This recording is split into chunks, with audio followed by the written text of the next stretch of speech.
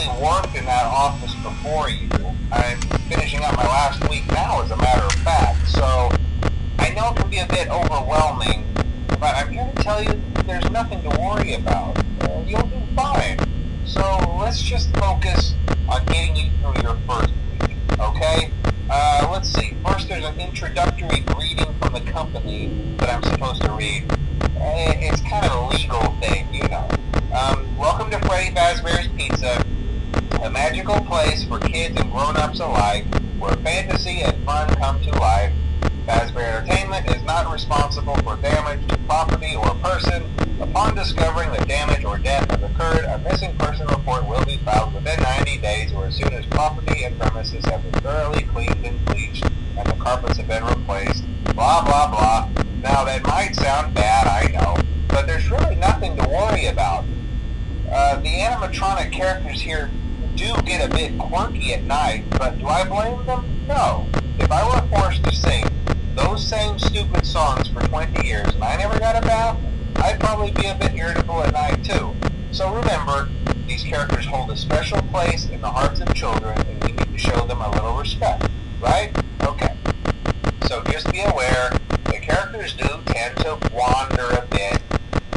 They're left in some kind of free roaming mode at night. Something about their servos locking up if they get turned off for too long. They used to be allowed to walk around during the day too, but then there was the bite of 87. Yeah. It's amazing that the human body can live without the frontal lobe, you know? Now, concerning your safety, the only real risk to you as a night watchman here, if any, is the fact that these characters, if they happen to see you after hours, probably won't recognize you as a person. They'll most likely see you as a metal endoskeleton without its costume on. Now, since that's against the rules here at Freddy Fazbear's Pizza, they'll probably try to forcefully stuff you inside a Freddy Fazbear suit. Now, that wouldn't be so bad if the suits themselves weren't filled with cross beams, wires, and animatronic devices, especially around the facial area.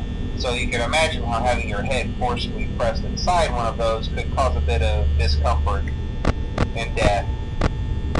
The only parts of you that would likely see the light of day again would be your eyeballs and teeth when they pop out the front of the mask. Yeah, they don't tell you these things when you sign up. But hey, first station of the breeze. I'll chat with you tomorrow. Check those cameras and remember to close the doors only if absolutely necessary. Gotta conserve power. Alright, good night.